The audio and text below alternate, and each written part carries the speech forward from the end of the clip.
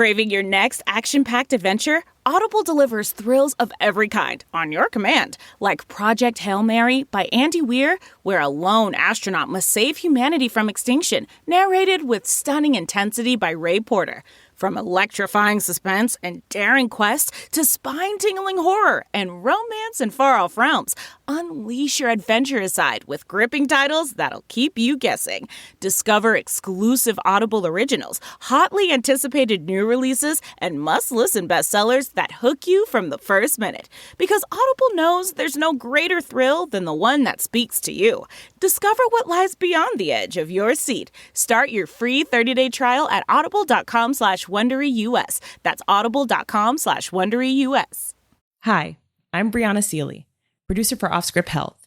Welcome to Vax On. Before we get started today, I'd like to tell our listeners about another show on the Offscript Health Podcast Network, FUMS. FUMS is a podcast providing information, inspiration, and motivation for living your best life with multiple sclerosis. Join host Kathy Reagan Young for interviews with doctors, researchers, scientists, patients, caregivers, legislators, and more in the pursuit of answers.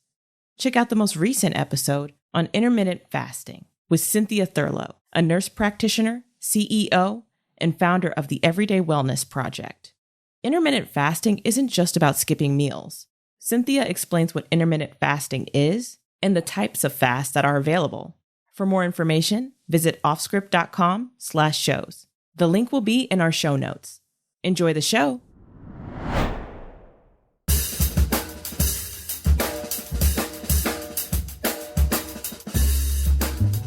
Howdy, friends. Out of Patience is on hiatus for a couple of weeks, so for the next few Tuesdays and Thursdays, we're going to be dropping our best of In Case You Missed It episodes from 2022 and 2021. Of course, if you didn't miss it, you don't have to listen to it, but we hope, in case you did miss it, you'll enjoy the episode that you missed. I think that made sense. In any case, if you did miss this episode, we hope you enjoy it. New episodes of Out of Patience, Vax On, and some new correspondence segments will be dropping starting September 6th. Thank you, and have an amazing summer.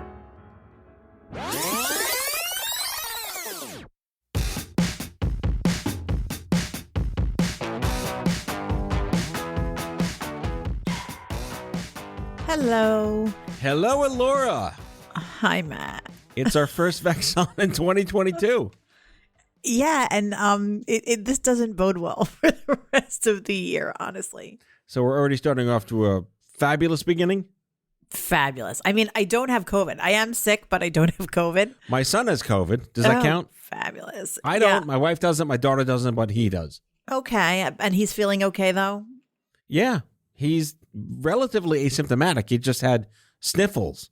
So my wife, being who she is, tested him. And sure enough, he's positive with the little pregnancy test you buy at Walgreens. Oh, yes.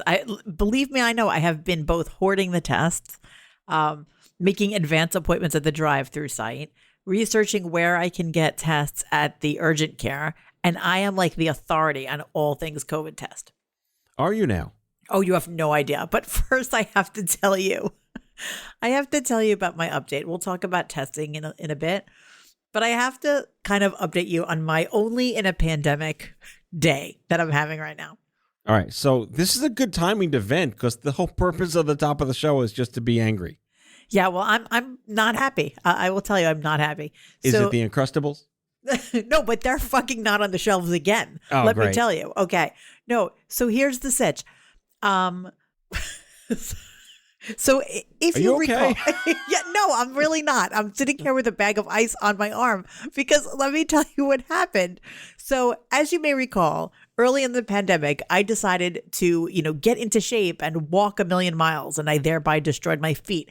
And then I learned how to play pickleball, and then I thereby destroyed my elbow. So, so I've been nursing this tennis elbow for the past 10 months, and it's, it comes and goes. It's not a huge deal. But that apparently was only chapter 1 in COVID elbow, because chapter 2 broke just today. Were you kayaking while doing pickleball and walking. Wait until you hear how Omicron just fucked up my elbow.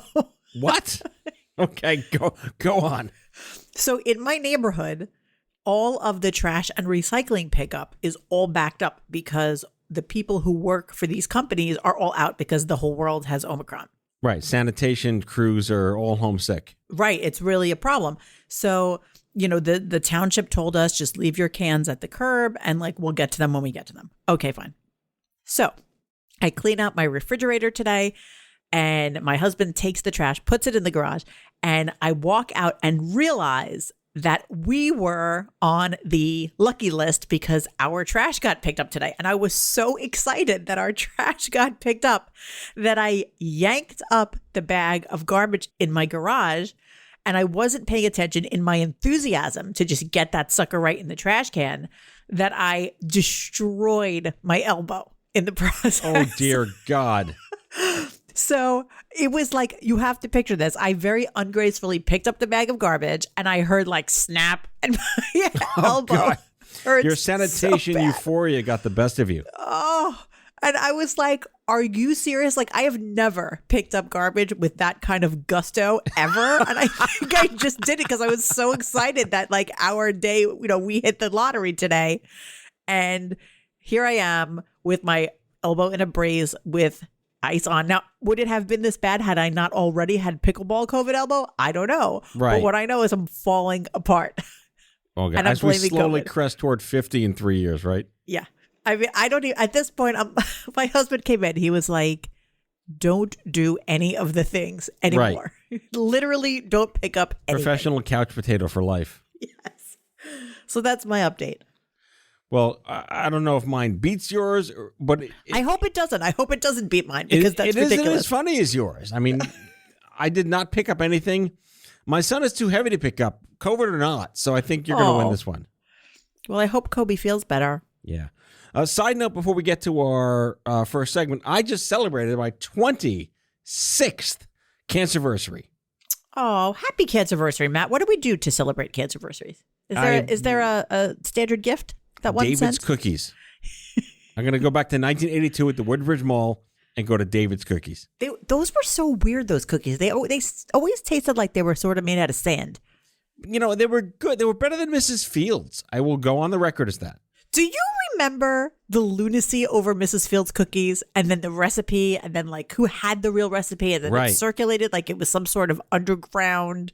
It was with the same ferocity that people talk about Bitcoin. No, it was like Nicolas Cage, National Treasure. We must find the Mrs. Fields recipe. Yes, and I remember people were obsessed with that. And then what even happened to her? Nothing. All right, if David's Cookies is still around and I just don't know it and they're listening, please sponsor the show. Thank you, David's Cookies. All right, on with the show. What are we talking about? So are you hearing about this shit going on at the Supreme Court right now? Said me never. Okay, well, allow me to just introduce you to what's happening at our nation's highest bench. Okay, go forth. So the Supreme Court, during the beginning of the pandemic, before vaccines and all that, they were entirely remote. And this was really a big deal because what it did was it allowed, for the very first time ever, it allowed regular people to listen in to Supreme Court oral arguments. And this was a really big deal because they did them telephonically and they broadcast the telephone session for whoever wanted to hear. It changed things on the court because, for years, some justices like Clarence Thomas, he never even said anything. He was on the bench for 10 years, never asked a question. But when things changed to go remotely, instead of just having it be a free-for-all, they would go one judge at a time. And it changed kind of the entire makeup and logistics of things. And then Clarence Thomas started to ask questions and things got sort of a little bit more orderly than they had been in the past. So my point is that everything has changed because of the logistics caused by the pandemic. Fast forward to 2021, vaccines come out, the court goes back in person. And of course, there's social distance guidelines. There's a lot less people in the courtroom. But the court has been, basically doing well. Lawyers have to be PCR tested before they can come in and argue.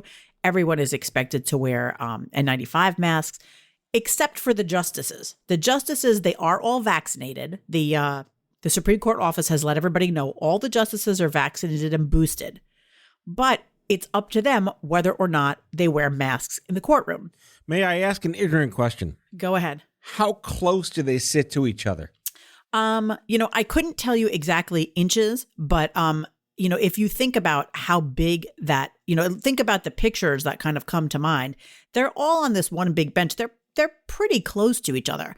I mean, it's not as close as, let's say, a movie theater seat, but it's like pretty close. Like certainly they're not 6 feet by any stretch. I mean, they're maybe, 18 inches away from each other. I see. Okay.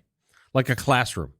Like a classroom, right? Like if you ever, think of videos that you see about like town council meetings where, you see people on, it's kind of like that. Like in Footloose. Exactly. No dancing. Okay, go on. So anyway, so that's what's happening in the court. And earlier in the pandemic, when they did come back, at first, Justice Sotomayor was the only one who wore a mask during oral arguments. She's 67 years old. She's a type 1 diabetic, and she was just being extra cautious. So now, things were kind of getting more relaxed over the past few months. But now, as Omicron has reared its ugly head, obviously, infection rates are up. Everybody's being much more cautious. And what has happened is now everyone who is in the courtroom, all the justices, they're all wearing masks, with the one exception of Neil Gorsuch. Lovely. To me, it is just the height of weird. Like, there's 9 of you there, right? And, the Supreme Court justices very often, make signs to show respect for one another. They use a lot of flowery language all the time, and they're very sort of deferential to each other. It's kind of a fancy type of practice of law. And these judges are, used to kind of showing respect for one another. And it's so bizarre to me that Gorsuch would see 8 other people wearing masks, and he just decides he's just not going to. And what has happened? Who appointed him? What's that? Who appointed him? I'll give you 12 guesses. Trump? So he's a Trump appointee. He was Trump's first appointee. He took over Scalia's seat. And he tends to be a conservative judge, but not someone who is sort of off the rails by any stretch. And his kind of courtroom persona is very gentlemanly, I would say. He's very collegial when he speaks to attorneys. He's very respectful. He's somebody that I would characterize from listening to him as kind of polite. And this just, to me, goes against everything I could imagine as far as courtroom decorum. And what's happening is that shit's getting real at the Supreme Court, because last week the court came back in session. Omicron numbers were crazy. Justice Sotomayor participated remotely from her chambers because she's not taken any chances. She's always been very cautious. Totally fair. Right. Stephen Breyer, who sits on the other side, of Justice Gorsuch, he's 83 years old. So today he participated remotely from his chambers. So we're losing one a day is what's happening. But I mean, does this really affect the court where they geographically, broadcast their opinion from?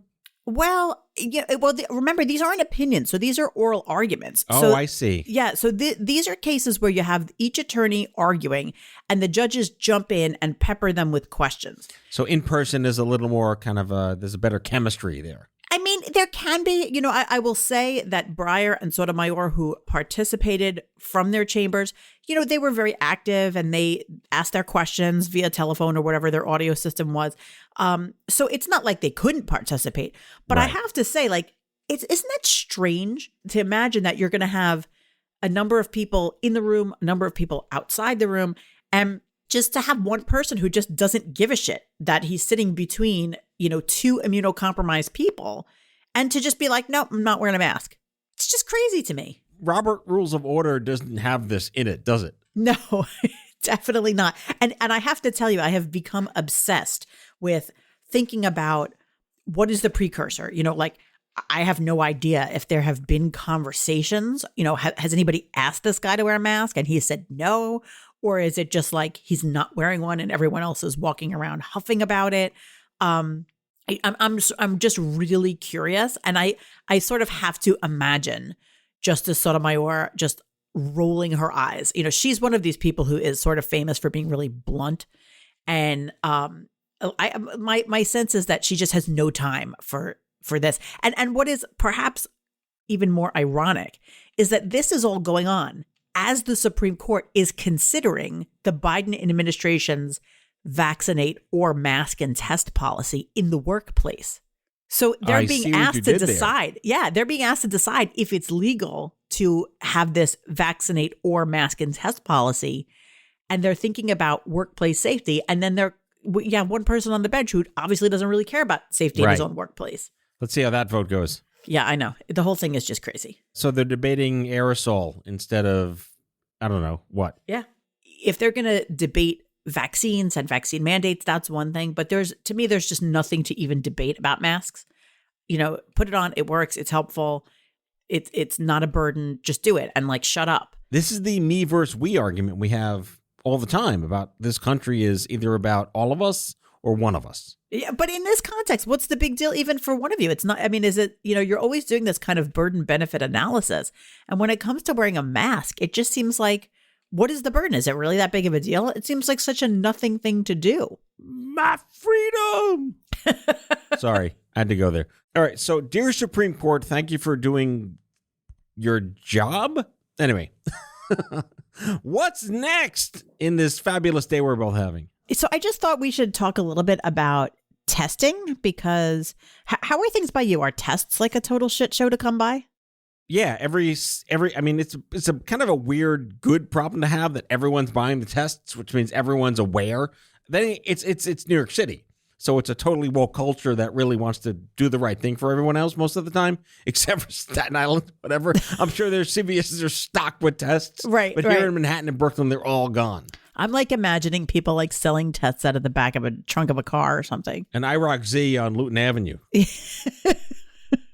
And did you hear that the FTC is warning people that there's fake at-home tests out there? That's fantastic. Did I tell you people? Yeah. Did I tell you what I saw on Facebook?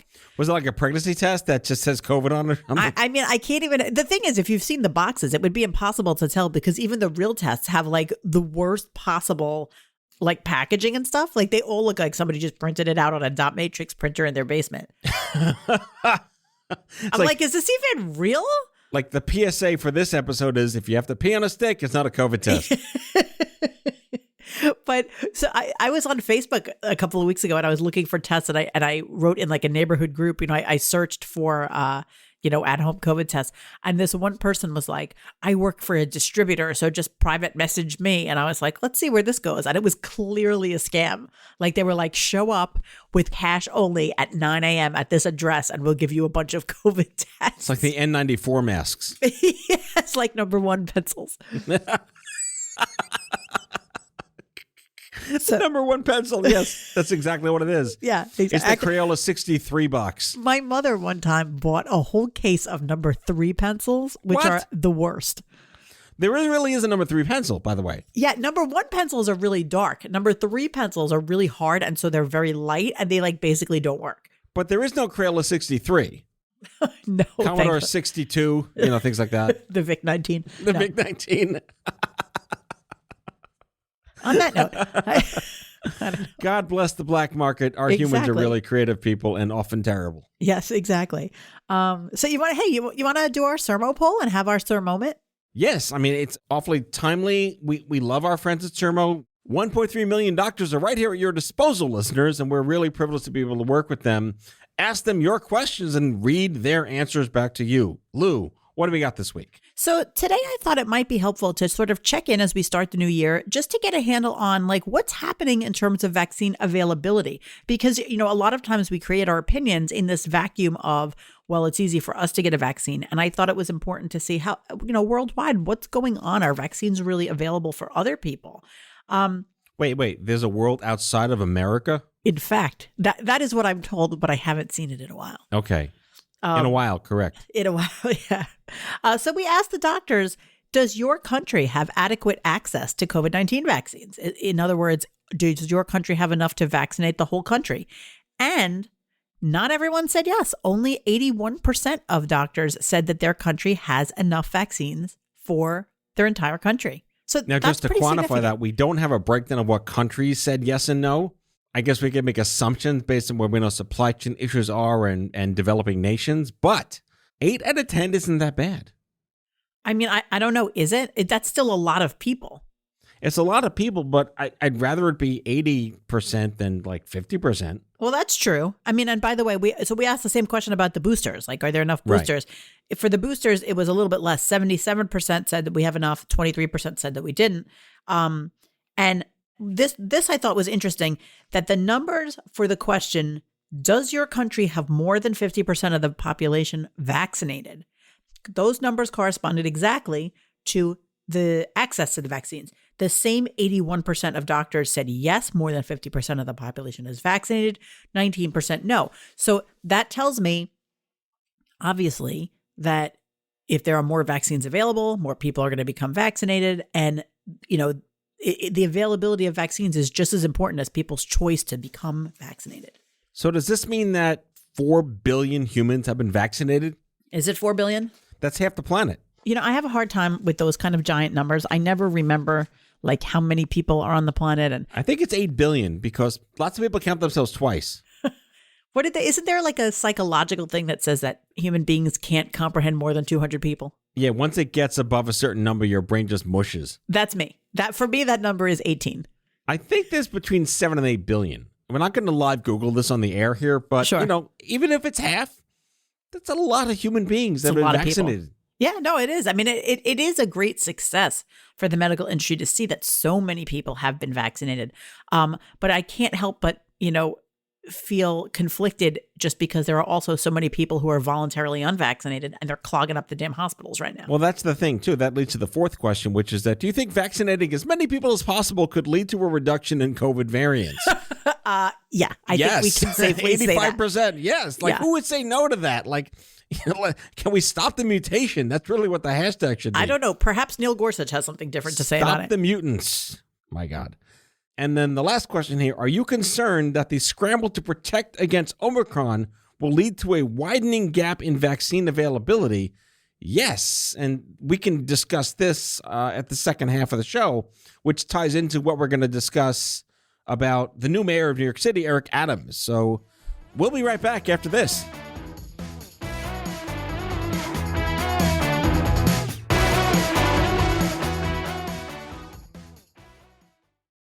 Are you looking for a new job or want a career change? Look no further than Monster.com. Need a little help standing out? Our expert resume writing services will make sure you shine. Want to brush up on your interview skills? Engage with our AI interview prep tool. Want some advice on negotiating your new salary? Visit our salary tools and extensive library of career advice articles, and you'll have all the tips and tricks you'll need to succeed. Visit Monster.com today and take the first step towards your career. Monster.com. Find your right job fit.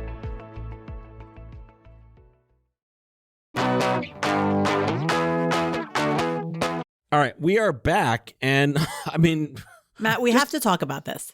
I mean, first of all, goodbye de Blasio. Thank God for that. The most universally hated mayor in the world. He did one thing right. I've been on the air, very vocal, but he got universal pre-K when my kids started pre-K. Thank you. Taxes paid. Get the fuck out of here. Thank you. Goodbye. Hello, Eric Adams. I'm so thrilled you're my mayor now. Let me say this, though. Eric Adams, and I'm not an expert on Eric Adams, and I don't live in New York City anymore. But I like to keep track of what's happening in New York City, you know, when I can. But here's what I have learned about Eric Adams so far. This dude really, really needs a better communications consultant or director or coach or something. Because it seems like he's making a lot of guffaws. He fucks up every single time he talks. And I'm not convinced that it's because he actually means the wrong thing. I think he just says the wrong thing all the time. He means well. I mean, I'd like to think that he means well. I think he means well. But I think you're right. Holy shit, like everything he says sounds horrendous. So this he makes a speech the other day, right? And I mean, I'm of two minds about this, and I'll just tell you what he said. He was like all over the place. He's basically saying like, look, we got to keep the economy going, and it's important to still conduct some business in person to keep the economy going. So he said, you know, listen, that accountant, you know, maybe don't work from home. I need that guy to go to the cleaners and to go to the Dunkin' Donuts and to spend money there. Now, for starters, I don't know that I need that. Okay, I don't know that that's good advice. We're living in a pandemic. But okay, I get what he's saying, But then as he's going through this, he was trying, it sounds like he was trying to make the point like, look, not everybody has the luxury of being able to work from home. You know, if you work as a shoe shiner, if you work in a Dunkin' Donuts, these are not work from home jobs. So if those people are going to keep their jobs, the only way it's going to happen is if somebody is conducting business in person. So I get that. I get the point. Has blue collar become a bad thing now? Are we even allowed to say that anymore? I don't know if we're allowed to say that anymore. Right. Yeah. No, I don't know. But I think that as a society, we are becoming more and more nuanced in our understanding that the world requires the contributions of lots of different people to stay running. So I think that is a good thing. I don't think that it's that what we want to do is differentiate, like, these are the people with the important jobs and those are the people with the peon jobs. Like, no, we don't want to do that. And I think that that's sort of what he meant. But what he said was these are low-skilled workers and that they don't have academic skills. And I totally get it. He was like, if you work for Dunkin' Donuts or you're a shoe shiner, that's not an office job. And there's nothing offensive about that whatsoever. I don't think there's anything derogatory about it at all. But I think that the words, it's just the way he said it. The way he said it were the wrong words. It was the wrong words. I mean, and I think that this happens a lot with politicians talking about various professions. I feel like they almost always get it wrong because I have like a particular hot button thing that I can't stand when anyone says blank is the most important profession in the world.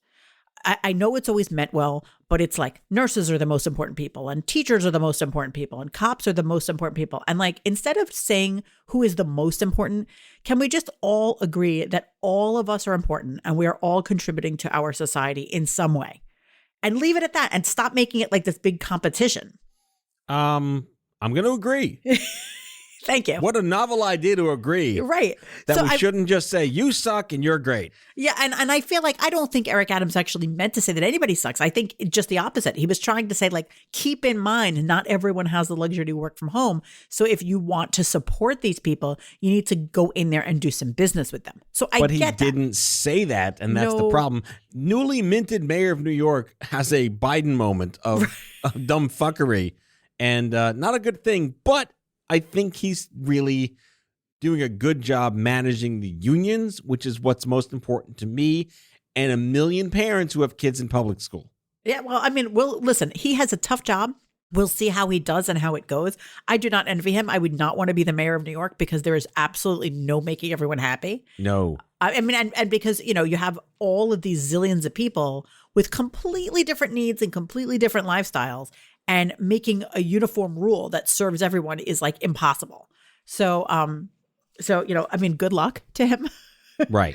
But perhaps like just think about how things sound before you say them. And if you're not sure, perhaps say it out loud to someone else first. Like you could call me, hey, Mayor Adams, I'll send you my number. And if you want to make a speech, feel free to just run that old thing by me first. Yeah, he needs like the crooked media guys to write speeches for him. Right. He needs like anybody to just be like, anybody to write speeches for him. Oh, that's how that's going to sound. He needs, what's his name? He needs like Sam Seaborn from The West Wing who already knew how things Oh my work. God. Yes, he does. Right? I know. Yeah. Or Michael J. Fox from Spin City. Yes, he needs that. That's right. That was Michael J. Fox was the Spin City guy who did this. So like Barry Bostwick was a buffoon and Michael J. Fox saved him from sounding like an idiot. Yes, exactly. Well done. Somebody's got to have that job. Who's got that job? So I have an ethical question for you, and this just goes back to my endless sort of like exasperations of this shit show.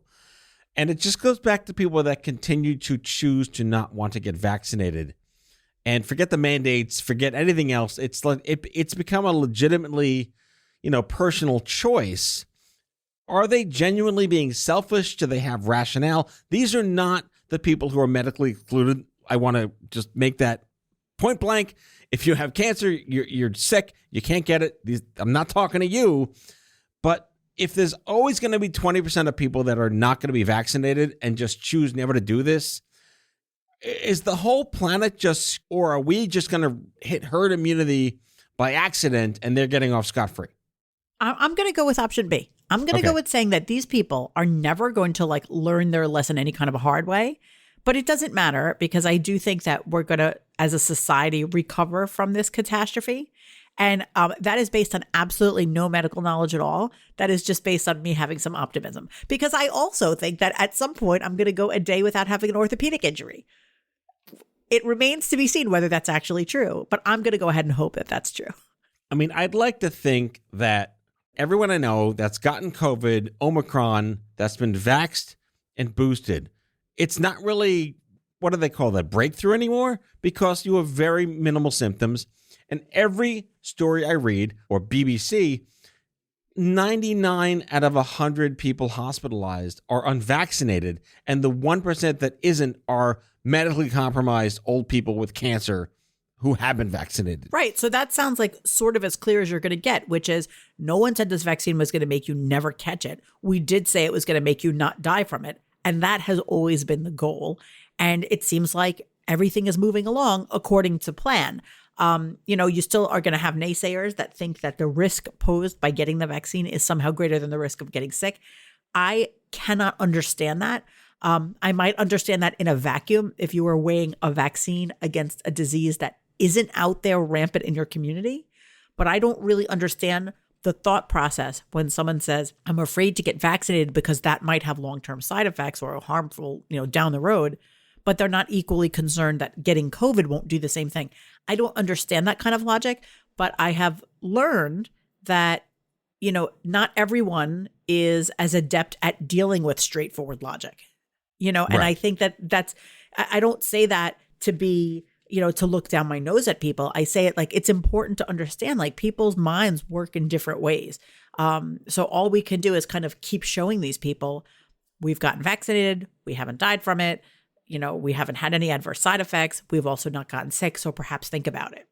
So we're coming up on the 1-year anniversary of the first vaccine rollouts, and half the planet has gotten 2 shots. And there's no 100% here, but I think it's safe to say that most people on the planet that have gotten vaccinated have not died from the vaccine, and it's completely safe. What more do you need? But logic doesn't matter. Right. So listen, I think our job is to be a good example and, and to try our best to spread the good messaging, which is like, listen, if you've chosen to not get vaccinated, then your responsibility is to do something that is safe, which is stay your ass at home. Well, they're not doing that either. No, I know they're not. But and what is the reason for that? Like, you know what I mean? Like, that's not because they're afraid of adverse side effects. That's just out of plain old selfishness. Right. So there it is. On that note.